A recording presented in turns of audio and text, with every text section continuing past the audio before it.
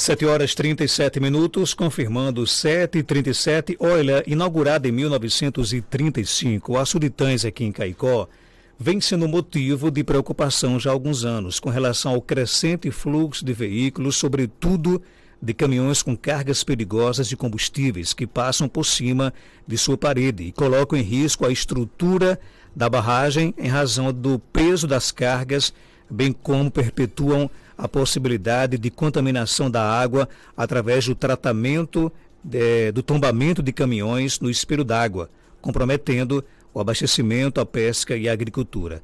Um trabalho intitulado de A Rodovia do Medo, o trânsito de cargas nocivas sobre a parede do Açude Itães, elaborado pelos pesquisadores Jonathan Lima de Souza, da Unicamp, Ana Caroline Damasceno de Souza, da UFRN, e Eduardo José Marandola Júnior, da Unicamp, procura relacionar a problemática do trânsito de cargas perigosas sobre o Itães em Caicó, com a limitação conceitual de riscos tecnológicos, trazendo a possibilidade do uso dos riscos híbridos para a pauta à luz do conceito da técnica em seu sentido ontológico. Mas para entender melhor esse estudo, né, o que é que ele aponta, quais são as orientações, né, os caminhos a seguir, que as nossas autoridades devem seguir para minimizar esses riscos, né, nocivos ao Itães aqui em Caicó, nós convidamos a Carol Souza, ela que está aqui nos estúdios, e o Jonathan também está aqui, parceiro do programa, só que virtual. Está em São Paulo, o Jonathan está em São Paulo, então participa já aqui também do nosso programa. Carol, seja bem-vinda aqui ao nosso Panorama 95, bom dia. Bom dia, Marcos Dantas, bom dia a todos os ouvintes aqui da Rádio 95 FM. Como é que surgiu a ideia, a preocupação de vocês em colocar em estudo, estudar realmente esse impacto, né, do fluxo de veículos de cargas pesadas sobre o Itães? Isso, há vários anos, né, nós nos deparamos com essa problemática, tanto nas mídias sociais, quanto na internet, nas redes sociais, onde as pessoas, elas demonstram essa preocupação. O risco, né, pessoas que passam ali todos os dias, não só dos caminhões de carga, né, mas também dos ônibus, dos alunos que vêm estudar na nossa cidade de Caicó e passam por aquele local todos os dias. Então, já prevendo, né, e tentando uma forma de mitigar ou não haver esse desastre, com esse objetivo nós começamos a estudar sobre risco e sobre o risco do caminhão, né, especialmente os caminhões de combustível, caminhão inclusive que passa com cimento lá, com biodiesel, gasolina, e o que é que isso poderia causar, né? No caso, se existisse um evento desastroso desta natureza, como é que o poder público, como é que as instituições poderiam lidar com isso? Então, nesse estudo, né, nós trazemos essa problemática. Então, para isso, nós fizemos atividades de campo, utilizamos o drone, utilizamos a observação, conversamos com moradores e percebemos a indignação deles também por ter essa rodovia em cima de uma parede, como um reservatório que tem o Açude Itães, né? Que é um reservatório de capacidade de 80 milhões de metros cúbicos. Caso haja um evento desastroso dessa natureza, como é que poderemos nos comportar, né? Tem um plano de ações emergenciais? Tem um plano de contingência? Essas são algumas das provocações que nós apresentamos aqui no artigo como necessidade de que tenha, né? Porque o Itães, né, assim como os outros reservatórios do semiárido, ele tem a sua importância, não só para o abastecimento, mas também uma importância cultural. O Itães é referência para Caicó. Estou chegando em Caicó, venho de Campina Grande, quando passo pela parede do Itães, já sei que é Caicó e aquele local é meu lugar, enfim. É um cartão postal da cidade. Um cartão postal da cidade.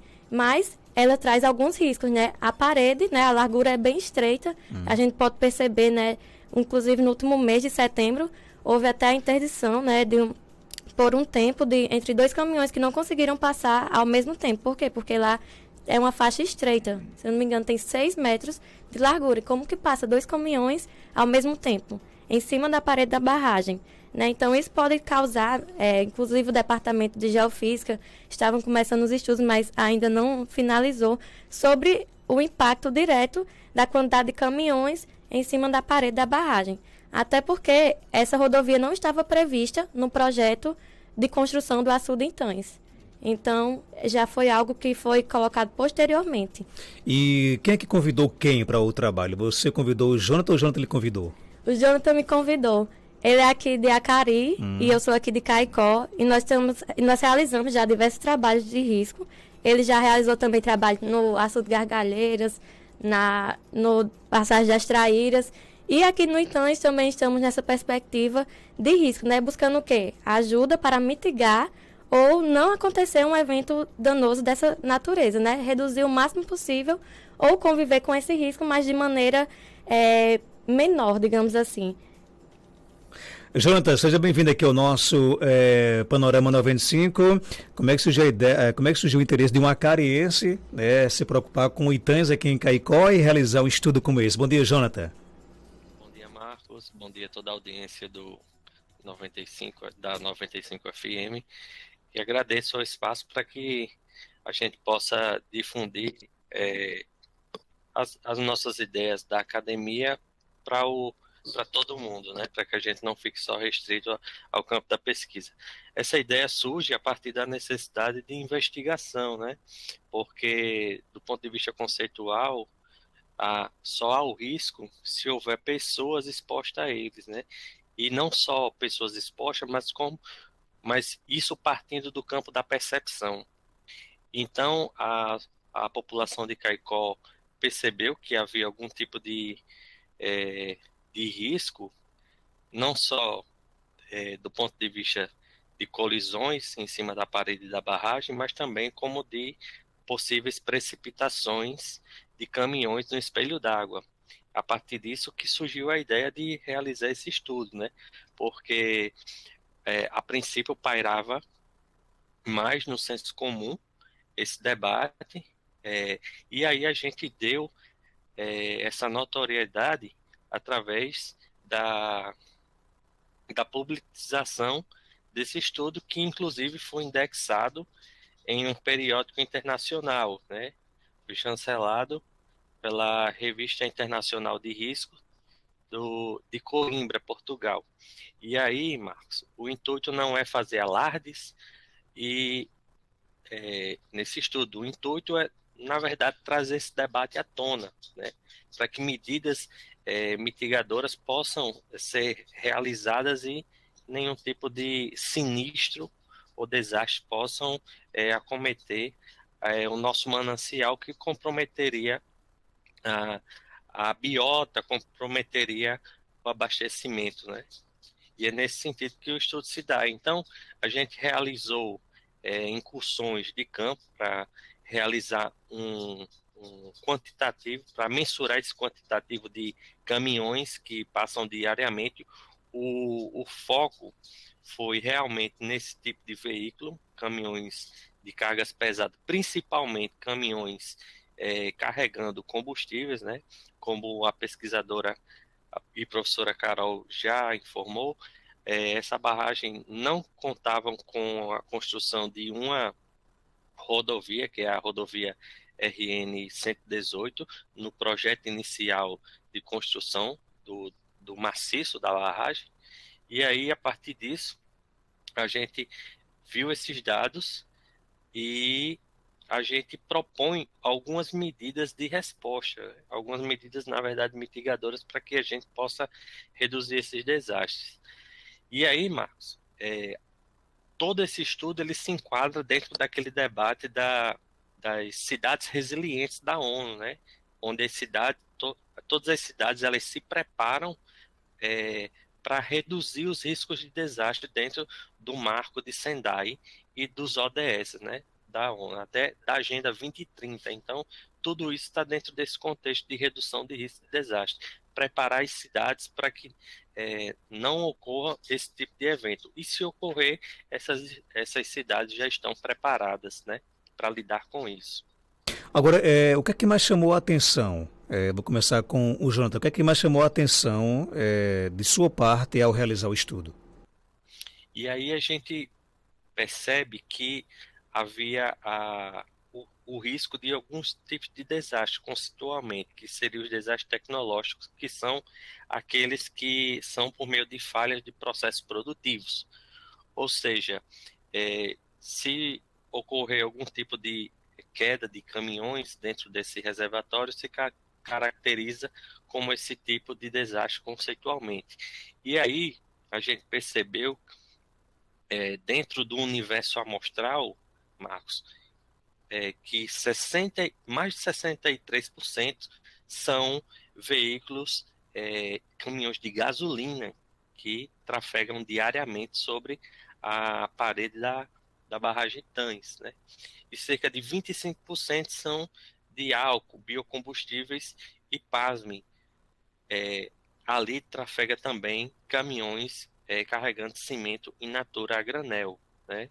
Que isso, se houvesse algum tipo de queda desse tipo de veículo dentro do manancial, acarretaria um desastre ambiental, né? E aí a gente vem chamar a atenção, Marcos, por quê?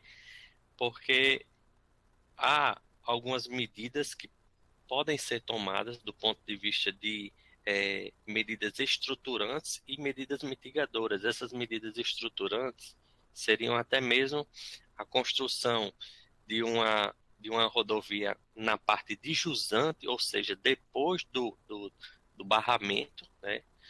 Ou mesmo para que não pudesse onerar tanto os cofres públicos, o erário, poderia ser realizado algumas medidas mitigadoras, como, por exemplo, a implantação dos dispositivos de segurança, né? Como essa barragem não estava prevista a construção dessa estrada, e aí ficou de fora esses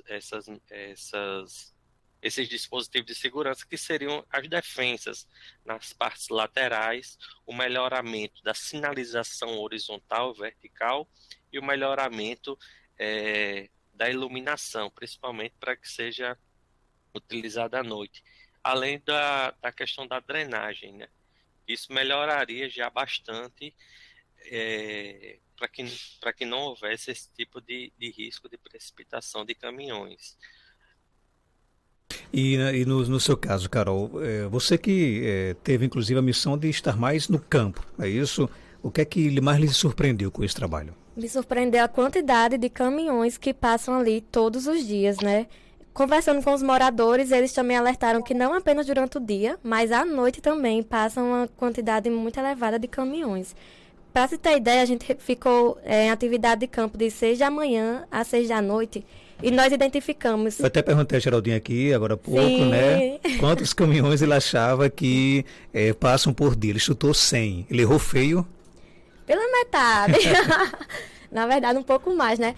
Passam aproximadamente 250 caminhões por dia. O problema é que eu perdi uma caixa de chocolate. Cerca de 200 caminhões por dia passam por lá? Isso, mais de 250 aproximadamente passam por dia. E desse total, que isso é uma média, né? Tem dia que pode passar mais, pode passar menos, né? Isso. Desse total, no caso, só lembrar que o microfone aí do professor está aberto, quem quiser passar pode ficar à vontade. E desse total, mais de 60% são de caminhões com gasolina? Não, na verdade, são 8 caminhões que transportam combustíveis ou materiais perigosos, né, digamos assim, para que caso haja esse evento desastroso. Então, no universo de 250 caminhões, 8 desses transportam materiais que possam ser nocivos no caso de um desastre a acontecer no espelho d'água do Itanhas. Isso só caminhões, né? Só caminhões. Se você for contar os carros pequenos, tem média quantos passam por dia, não? Não, a gente realizou apenas sobre caminhões, mas a média era como se fosse passar um caminhão a cada 10 carros pequenos, então o trânsito é muito grande. Principalmente também a gente observou ônibus, vans, pessoas que fazem esse trajeto diariamente, né? Inclusive, conversando com os moradores, eles comentaram que à noite, além dos caminhões, mas também tem as pessoas sacoleiras, né? O pessoal que vai atrás de confecções no Pernambuco, passam por lá cerca de 10 ônibus, um atrás do outro, às vezes até mais de noite, né? De madrugada. Então, o risco não só material, mas também o risco de vida para aquelas pessoas que estão trafegando ali nesse horário, né? Por ser à noite também fica mais complicada a visibilidade e tudo. Mas durante o dia, né, nós observamos, inclusive quando houve essa pausa, né, digamos assim, essa interdição da parede, foi durante o dia. Mas e se fosse à noite? Como é que ia conseguir tirar esses caminhões de lá, né? E os moradores, em conversa com eles, né, que estão lá todos os dias vendo essa realidade, eles comentaram que teve já que serrar os retrovisores de alguns caminhões para poder passar os dois na mesma hora ali na parede, e é uma agonia, né? Um sofrimento, assim, para as pessoas que estão ali próximo, pensando que poderia, por via, né, cair um ônibus ou um caminhão no espelho d'água do Intães ali, naquela altura, né? 25 metros de altura. Então, tanto pelo lado ali direito, na ida, ou o outro lado do Intães, os dois lados, eles causam esse perigo, né? E, além do mais, as pessoas que não têm um espaço apropriado para as pessoas fazerem caminhadas, né? Não tem um acostamento. Tem as pessoas que passam ali de bicicleta. Então, tudo isso agrava ainda mais a situação deste lugar. Então, a gente está alerta, né, para que seja realizada alguma medida, para que tenha pelo menos, né, essas proteções ao lado que já ameniza, assim, evita pelo menos caminhões, caminhonete, carros pequenos, de acontecer esse tipo de sinistro aqui no Intães. Vocês realizaram o trabalho de que horas a que horas? 6 da manhã, 6 da noite. Durante um dia só, Durante né? o dia. E nesse dia passaram lá pela parede do Intães 228 caminhões, né? E destes 228, 73 caminhão truck, né? Isso. 77 cegonha são aqueles caminhões que vêm com carros, não é isso? A cegonha foram 3. Foram três. Aliás, perdão, que eu me confundi com caminhão baú. Isso. 77 caminhão baú, né? 14 caminhão pipa, 3 cegonha, 4 caminhão, Trator. 4 trator e 57 carretas. Então, em sua maioria, são caminhões com cargas pesadíssimas, né? Isso. E aí, Marcos, Nós podemos observar, né? Se cair um caminhão, mesmo que não transporte, né, combustível, mas é uma perda material e até mesmo uma perda. Pode até acontecer a perda de vida do motorista, pode bater em outro carro, podem acontecer acidentes, né? Então, a gente pensa, né, em ter essas medidas como amenizar, né? A gente já viu que outras instituições, enfim, outras pessoas, mobilizações já pleiteiam, né, isso há bastante tempo, já há essa discussão há bastante tempo, e aí a gente precisa de uma força conjunta para tentar resolver essa situação, ou fazer uma estrada por baixo, ou um desvio ali por trás do mirante, né, tem uma estrada. Então, alguma solução tem que acontecer alguma coisa ali para tentar minimizar esse risco. Pois não, professor Jonathan?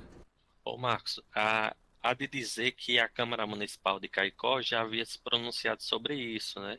Mas aí faltava um estudo para respaldar, né, o embasamento, o argumento técnico, né?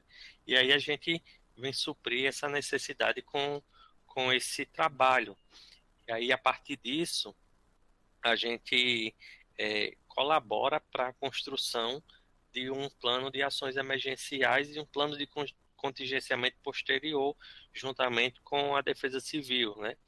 E aí a gente aproveita a audiência do seu programa, Marcos, para fazer um relato de que foi a partir de estudos como esse que em Natal a gente conseguiu a reforma da ponte de Igapó, né?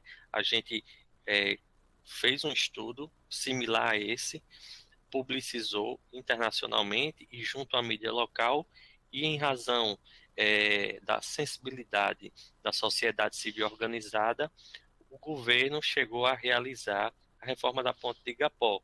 E aí é isso que a gente deseja que seja feito no nosso município de Caicó, né? Porque é interessante que a gente se enquadre dentro dessa lógica de cidades resilientes, né? No sentido de reduzir os riscos de desastre. E aí a gente se coloca à disposição tanto da Câmara Municipal, como do DR, como das outras instituições, como Defesa Civil, para colaborar, não só como com a questão do plano de ações emergenciais, mas como no plano de contingenciamento do município, uma vez que a gente também já realizou alguns outros estudos, como o da passagem das traíras, e a gente realizou também, Marcos, o mapeamento das possíveis áreas de inundação do município, e a Defesa Civil já tem conhecimento disso. Então, é um trabalho em equipe, né, que está sendo fomentado, e o nosso intuito é que a gente possa ter algum êxito nessa nossa demanda. E aproveitar a sua audiência e dizer que a próxima entrevistada, a Natália, que até então era vereadora em Natal, foi ela que nos ajudou a pleitear essa reforma da ponte de Igapó. E aí a gente espera, Marcos, que aqui, como ela será a próxima entrevistada, você também leve essa demanda para a gente. Professor, voltando nessa questão do trabalho aqui da pesquisa de vocês, existem elementos na pesquisa, Carol, que apontam, por exemplo, que esse tráfego de veículos pesados, ele traz sérios prejuízos para a parede do Itãs, e que prejuízos são esses? Marcos, do ponto de vista do projeto inicial, essa estrada ela não estava prevista, né? Então você imagine um tipo de obra que ela tem a sua finalidade e aí passa a ter uma outra com o passar do tempo, haverá um desgaste natural, né? Dessa crista do maciço que a gente chama, né? Porque ali é uma parede de enrocamento, é um tipo misto, que é enrocamento junto com aterro compactado, né? Se fosse uma parede de concreto, teria uma durabilidade maior. Então, é interessante que isso seja levado em consideração, né, com o passar dos anos, né? E aí você vê algum tipo de erosão já no asfalto, né, como foi descrito no estudo, em razão desse tipo de sobrecarga nessa estrutura, entendeu? Carol, vamos falar agora em direções. Que direcionamentos vocês dão nesse estudo e que podem minimizar essa questão, esse impacto? Isso, no caso, só complementando o que o professor Jonathan falou, né? No estudo a gente traz imagens, inclusive, já com argumentos de um engenheiro civil que realizou um TCC aqui também, nessa área da parede, da barragem, do Açude Itãs, onde traz imagens, né, com afundamentos e falhas no pavimento da RN 188 sobre a barragem e anomalias no sistema de drenagem, assim como até o meio-fio, como se tivesse passado um caminhão por cima, já porque a gente sabe que é estreito ali e não dá. Então, quando acontece isso, né, a gente já vê esses indícios de que está passando carga pesada naquele local, a gente consegue observar isso, né? Atualmente foi tapado, né, esses buracos, mas aí fica o alerta, né, de que esses desgastes eles acontecem através desse processo de erosão e que pode vir a prejudicar e colapsar essa estrutura. No caso Com relação à questão dos direcionamentos, o que pode ser feito para tentar minimizar isso? O que pode ser feito, a gente traz, né, como ações, né, imediatas, a implantação dessas defesas nas laterais das vias, a implantação de sinalização, a proibição ou controle de caminhões por peso, ou até mesmo se tivesse algum mecanismo de esperar um caminhão passar, um pessoal ficar do outro lado e só passar apenas um, já ajudaria, porque passaria apenas um caminhão, né, de um lado. Isso aí já ajudaria, porque não entraria em contrato os dois no mesmo momento na parede da barragem. Isso aí poderia ser realizado, né, um controle aí, a engenharia de tráfego, o policiamento rodoviário poderia ver algum mecanismo nesse sentido, como medida assim mitigadora para não ter esse encontro desses dois caminhões de duas cargas pesadas em cima da parede, né? Também a sinalização vertical, a velocidade reduzida, né? Enfim, sinalizações que são necessárias para alertar. Nem sempre quem passa ali conhece e sabe que ali é ao lado de um reservatório. Então, tendo essas sinalizações já ajudaria bastante, né? Mas a prioridade, né, seria a de outra estrada, né, por baixo ali. Inclusive, até no artigo aqui nós colocamos em vermelho na figura 7, a fotografia ao lado, que tem, a gente fez como seria, né, uma possível estrada ali ao lado, e seria a prioridade, ou fazer isso, ou fazer ou pegar outra estrada, como por exemplo a que passa ali por trás, em direção ao Mirante, poderia utilizar como uma outra rota, né? Uma possível rota. Pelo menos para diminuir esse trânsito ou inativar, ou ficar um passando de um lado. Aí seria realmente os estudos de engenharia de tráfego iriam apontar qual seria a melhor opção. Abraço aqui o nosso ouvinte Josimar, ele mora lá, ali no Itães, ele coloca, bom dia Marcos Dantas, moro por trás da capela, passa muito mais caminhões na madrugada, né? Então, isso é uma média, né? De 200 e poucos caminhões por dia, durante a madrugada, o Josimar diz que passa muito mais, né? Será que a gente se arriscaria aqui a dizer, professor, que chegaria a mais ou menos uns 300 caminhões por dia, passando pela parede do Itães? Possivelmente, Marcos, possivelmente. Esse é um dado que a gente ainda vai validar futuramente. Vamos ter que passar pelo menos uma semana em campo para validar realmente esse dado, né? Ter uma acurácia maior. E aí, Marcos, a gente deixa uma reflexão para todos os ouvintes e a população de Caicó e as autoridades competentes, de que, evidentemente, que o manancial encontra-se com um nível elevado, um nível baixo em volume de água, mas aí você vê que ele poderá encher futuramente, né, esse reservatório. E aí, caso um caminhão de gasolina desse caia dentro desse manancial, será que nós estamos preparados, a sociedade caicoense está preparada para lidar com esse desastre? Essa é uma reflexão que a gente deixa para todos, né? Será que os órgãos competentes, a sociedade civil organizada, está pronta para se fazer presente frente a esse desastre, né? Do ponto de vista ambiental, do ponto de vista de logística, para a retirada de um caminhão desse dentro do manancial, das perdas do ecossistema, da biota, das perdas também da questão do abastecimento. Será que isso é um preço a se pagar de não realizar essas medidas mitigadoras? Fica a reflexão, né?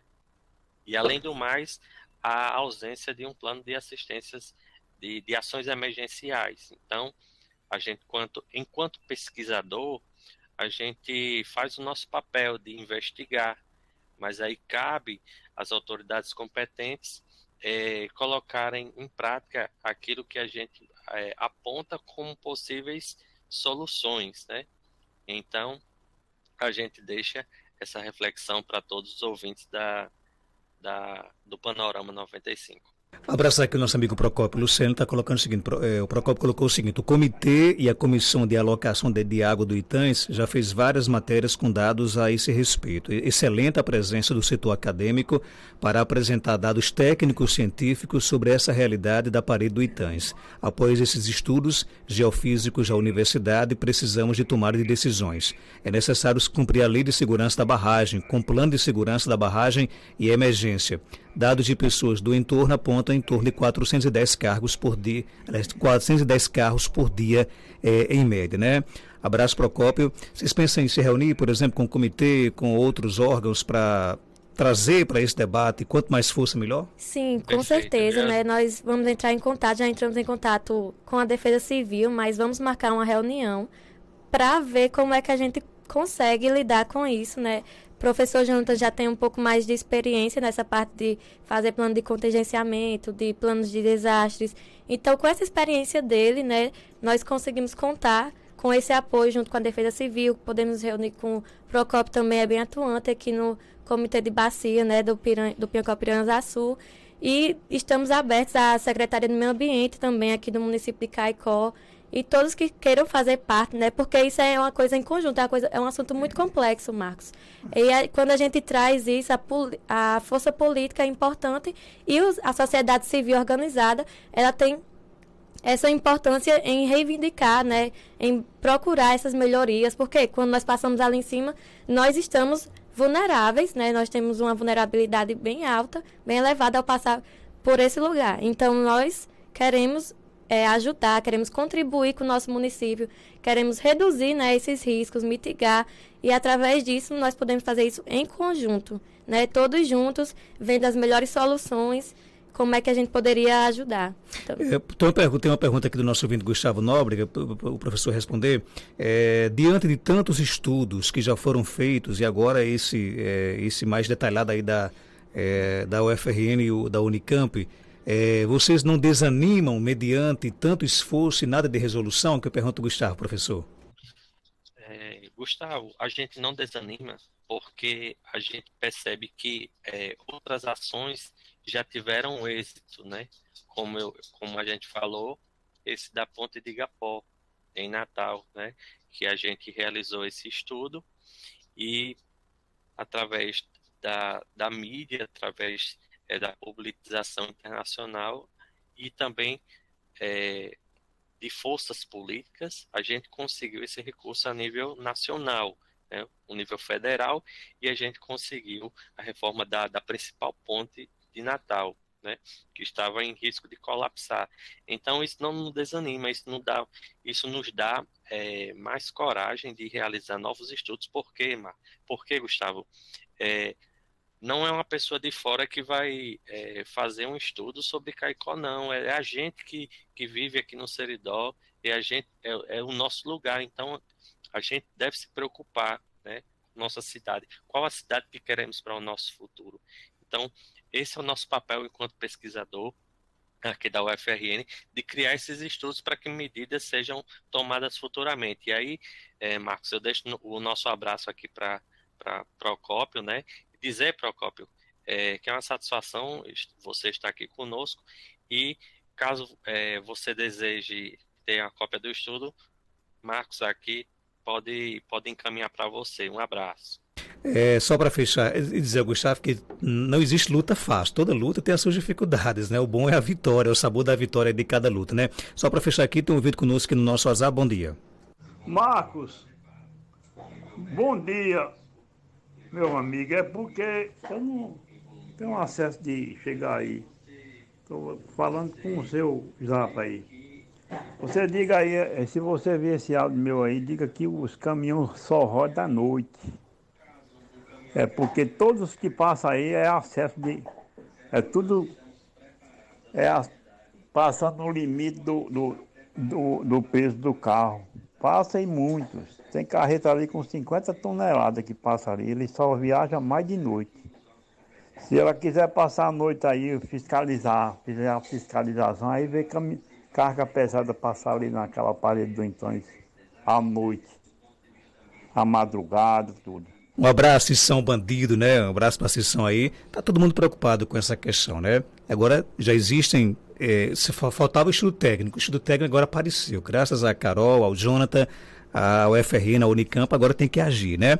Obrigado, Carol, parabéns pelo trabalho. Algo mais a acrescentar, pode ficar à vontade. Agradecer a Marcos, né, pelo espaço, por essa discussão que é tão importante aqui para o nosso município. E ficam aí as provocações, né, que nós trazemos à tona novamente essa problemática aqui no nosso município, mas que estamos prontos para contribuir e ajudar no que seja necessário. Estiver ao nosso alcance, nós estamos disponíveis para ajudar no que seja, né, nessa parte aí de risco, de plano de contingenciamento, nessas ações emergenciais, nos planos, né? Então, tudo nós temos que nos prepararmos para se acontecer, né? E se acontecer e a gente não souber o que fazer, não tiver nada, né? Então, a gente tem que estudar um pouco mais e propor, né, geralmente dessa forma, né, através dessa mitigação, buscar essa mitigação dos riscos, né, essa redução do risco de desastre. Obrigado, Jonathan, por sua participação. Algo mais a acrescentar, pode ficar à vontade. Obrigado, Marcos, pela oportunidade de esclarecer esse debate e colocar isso na ordem do dia, né, para que todo mundo tenha conhecimento e para que a população de Caicó pressione as autoridades competentes para que possam ser tomadas para que sejam tomadas de fato as medidas para que não possa acontecer esse tipo de desastre no nosso município. Muito obrigado a todos. São 8h11, confirmando.